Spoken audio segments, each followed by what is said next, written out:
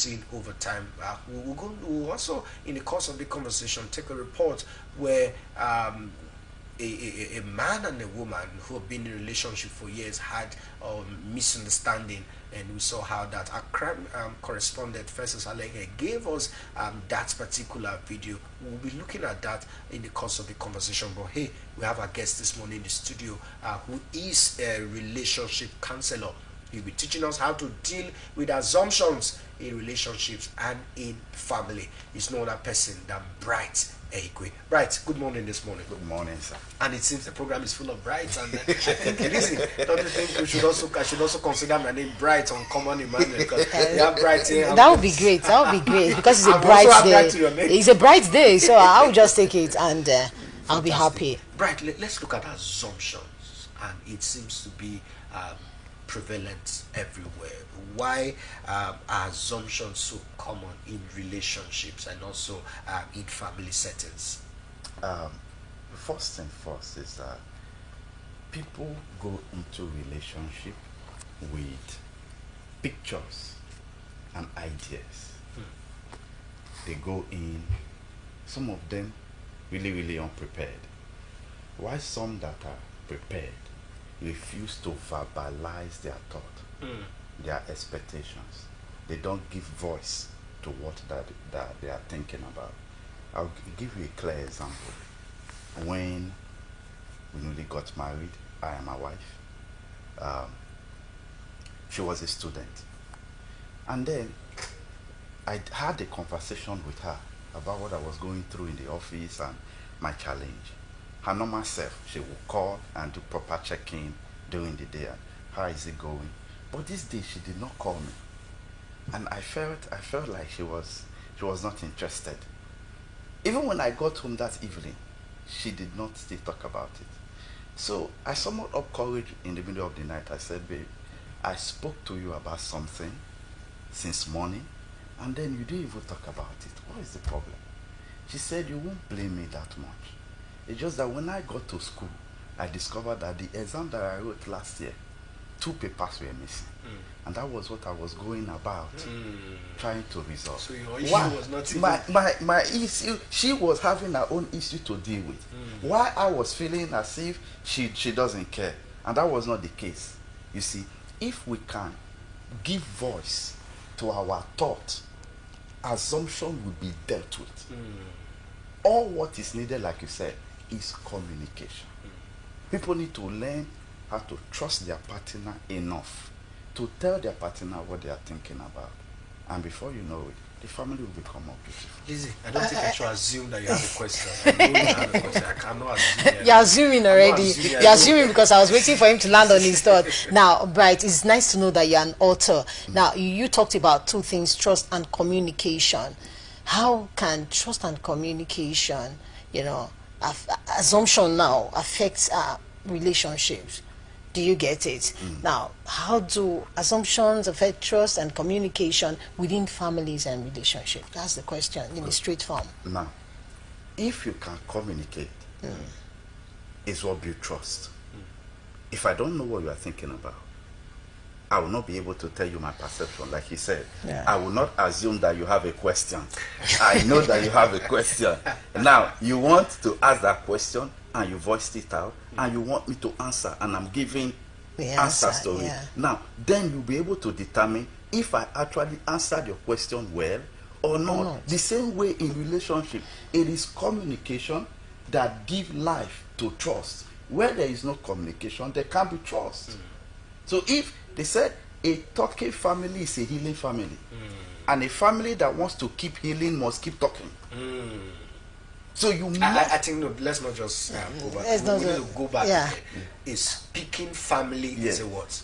It's a healing family. It's a healing family. And a family that wants to keep healing must keep talking. Fantastic. Okay. Must keep talking. Okay, are there not times when you talk to your partner now, or family member, and they tell you they don't want to talk?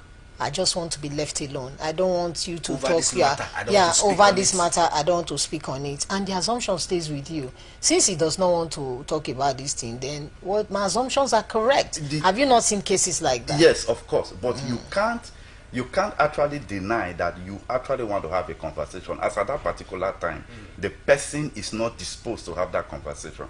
Then you let the person rest. You give them their breathing space. But you must bring up that topic. Like I was having a counseling session yesterday. The young man was saying, my wife, I actually had a conversation with the woman. The man messed up. And then I had a private counseling session with the woman. And then the man called back yesterday and said, my wife is still angry with me. I said, healing takes time. The same way physical injury takes time to heal. The same way emotional injuries takes time. So you give it time. I will share something. It's the personal stuff. When my wife nearly gave birth, I sent her to get us something at the street behind us. And then she took longer time than necessary. When she came back, Daniel was crying. And a frustrated father. I've never had that experience before. Yeah. And I was tensed. When she came, I said, I only sent you to buy us this stuff. And then you took this longer time. I could not remember what she said next. And the next thing was that I landed her a slap. Me realizing what I've done, I knelt down twice that night to apologize. I also share this experience with the man. Okay, now I would like to ask a question. At that point in time, what were you assuming? Were you assuming that she went to see someone else, or she was gisting where she went to buy this? To me, as at that particular time, I wasn't thinking. You know, when there are two things that happens when you are angry. Okay. There is two. The science call it the epitome of anger. It takes over your thought process. You will not think as at that particular your thought time. process has been hijacked. Your thought process has been hijacked. But if you can take a deep breath, you will now give space for your thought process to regain power over that anger. But the thing is that I was already angry, coupled with the frustration of the child crying, and then the statement that came out next was triggered. Let's look at the issue of communication, because it seems that communication, when it's there, it's put down a lot of assumption. But let's look at our cultural setting. We come from a climate where you should be seen and not speak. If you are going through things, you must be able, just find a way of settling it within yourself. We are not allowed to speak, all right, in this. Well, I know the Gen Z seems to be Gen Z would differ. They are not like the opposites of the millennial and the previous generation. Now let's look at how that cultural setting, cultural upbringing has influenced our not speaking. You can see a woman dying in silence and he's not speaking. You can see a man dying in silence, he's not speaking, because culture has told him that he's the man, and as a man he shouldn't cry. He should be a man. Being a man means you should bottle it up and die silently. And let's look at this issue. How can this, or how is this cultural, should I call it assumptions now, are these cultural issues affecting our ability to communicate, thereby fueling so much assumption in the land? Now look at it. That thought alone is inimical to healthy relationship. I wrote something in my book in chapter 1, cultivating creating the foundation that will create your family, that will define your family. One thing I said there is that passivity is one of the biggest problems in relationships.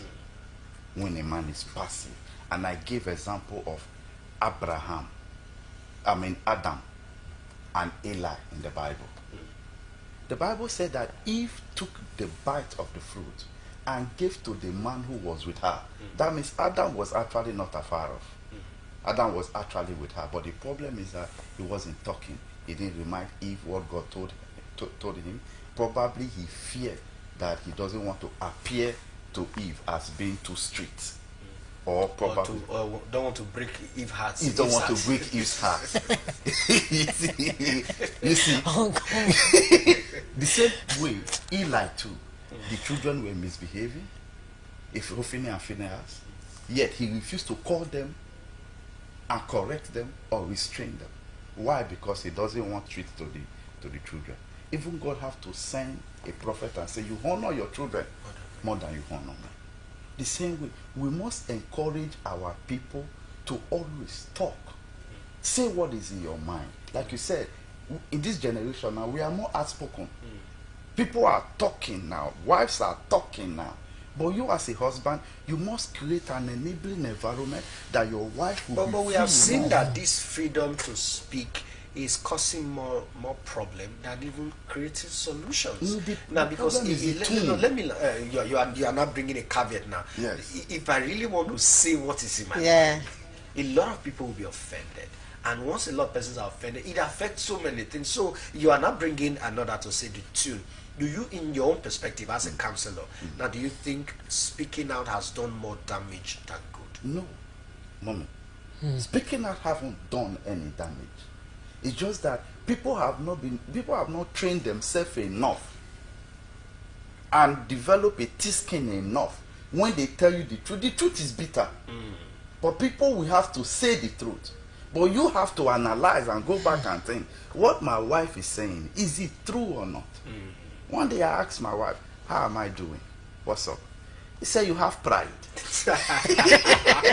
That was straight. And then some men will begin to argue and want to fight. Be a mumbo. And if you humble, you are letting the same pride. Now, let's look at this. How can individuals identify that they are making assumptions instead of, being factual? Because I get what Common was trying to say. In this part of the society, women are meant to be, at the receiving end. Calm people, don't question your husband, don't ask him what he's doing at the particular point in time. Don't check his phones, don't answer his calls, don't pry into his privacy, allow him just be. And you say talking is the best thing, and you just said it. That woman probably didn't want to. It was when you asked, how do you perceive me, she now said, you're a very proud person. She will be thinking that if she had come up outrightly to say, you are proud though, then it will be another problem. Maybe you land her another slap. We have a family conference. That's it. So how do individuals and families now run from? How do they know they're assuming instead of coming out to talk or stating the facts? One of the things is fear. Fear. They fear what their partner, their reaction might be. But if you can take that away, you will be free enough to talk. And the man in question, that's why my first book were addressed to men. Men must create an enabling environment where women will be free enough to speak their mind. That was what Eve did. That was what Eve did. And there was something. Let me environment for Eve to thrive. Let me correct something here. You talked about Eli. I felt that Eli in the Bible talked to his children, but he wasn't talking much.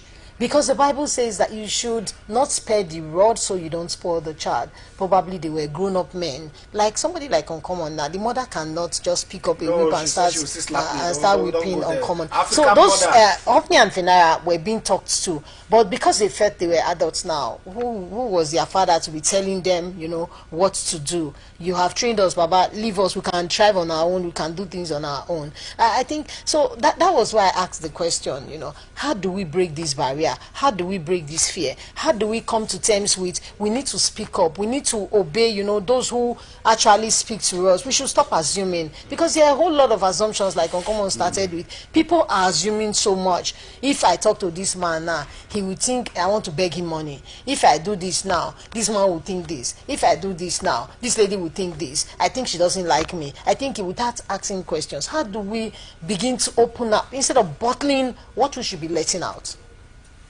Mom, like you said, you need to, all of these things it boils down to build confidence within yourself and in your husband or your wife.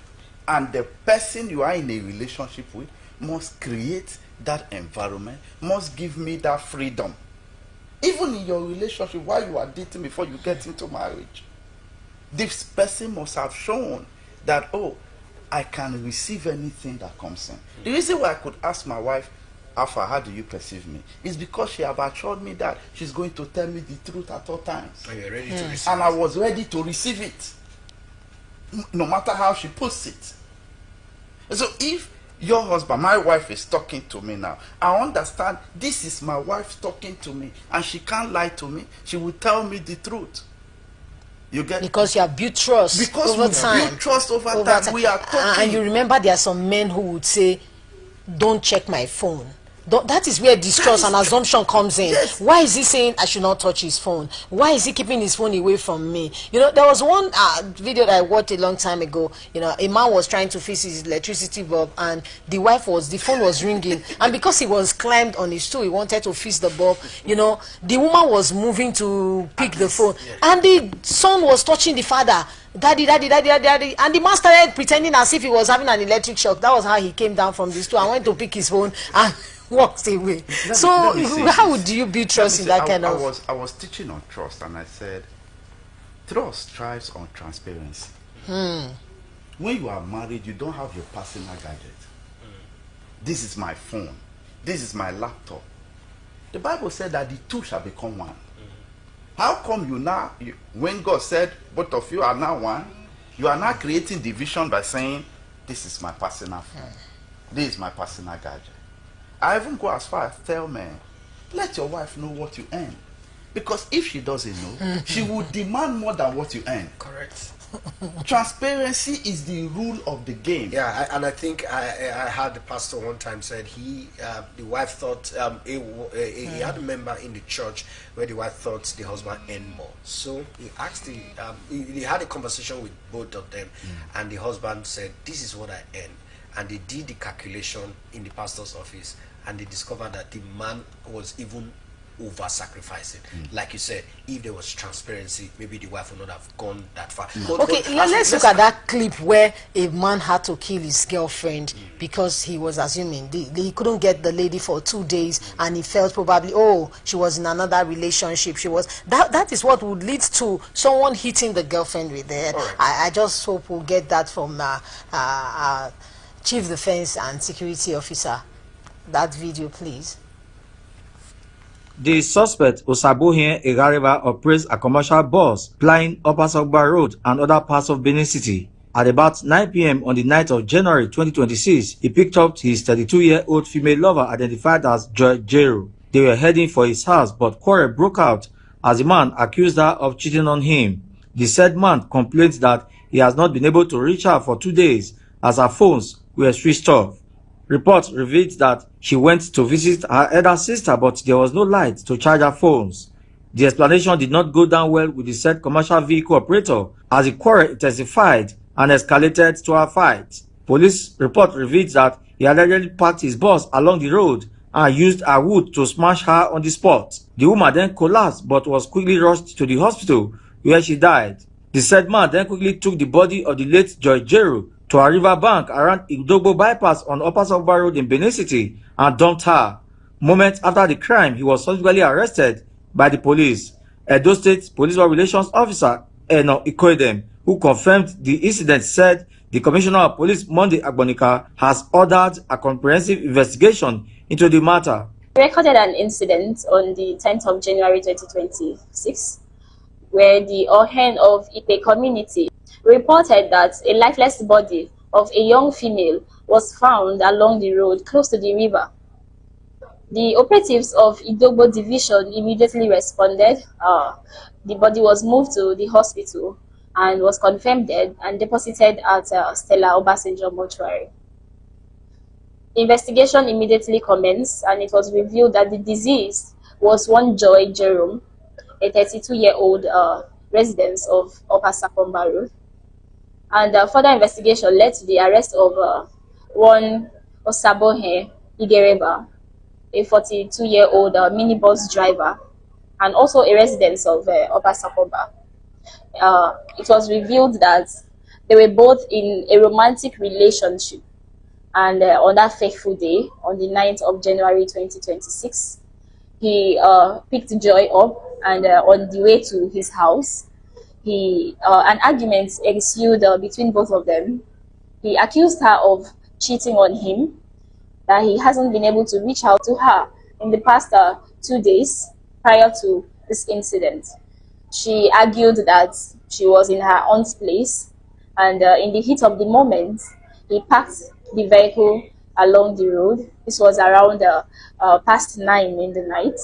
Came down from his vehicle and picked up a piece of wood just along the street, and hit her all over her body and including her neck.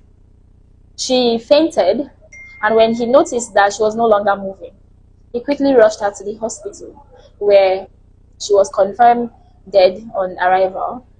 He then, out of panic, drove her to Ipe community close to the river, dumped the body there, and that's where she was discovered the next day.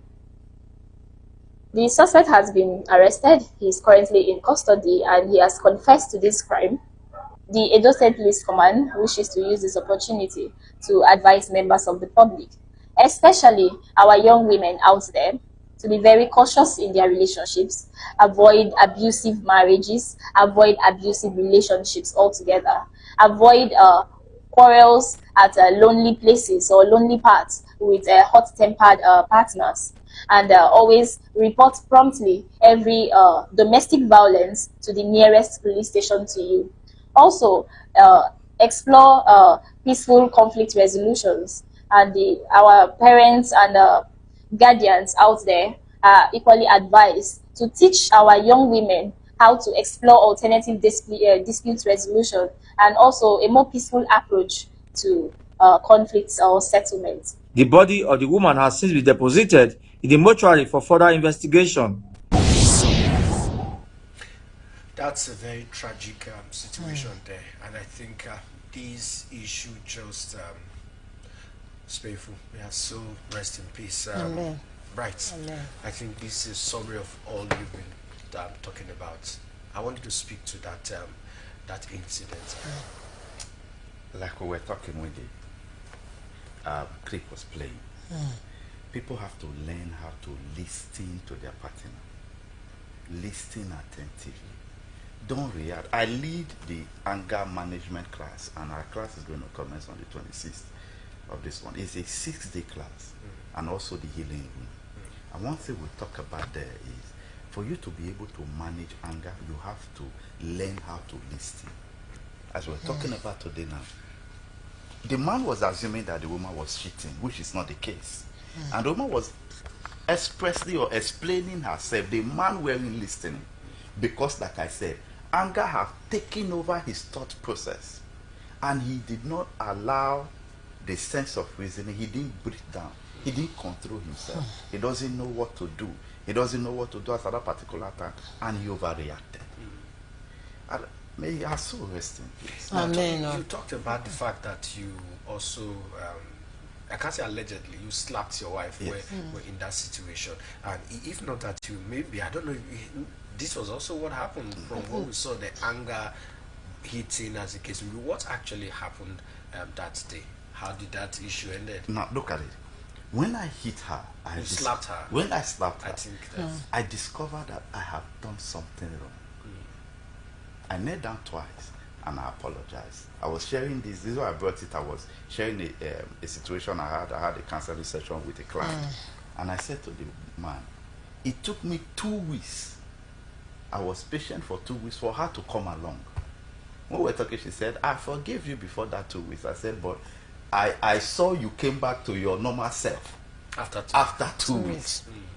And now, what happened that day was that I don't just know what she said. And from there, I pick up a book, How to Control Your Anger. And I started reading.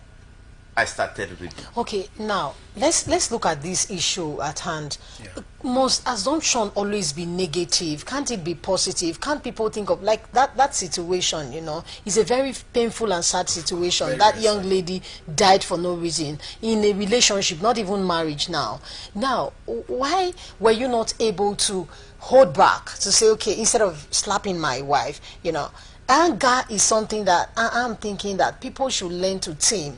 If you're very angry, you can walk away instead of hitting somebody, or in the process that like your own was okay. It was a slap, and this man's own wasn't okay because he used wood to hit the lady on the neck, all over her body, because he felt he was assuming Can assumption be positive at times? Now, when teaching anger management, in our anger management, I tell them, anger is not a bad thing in general.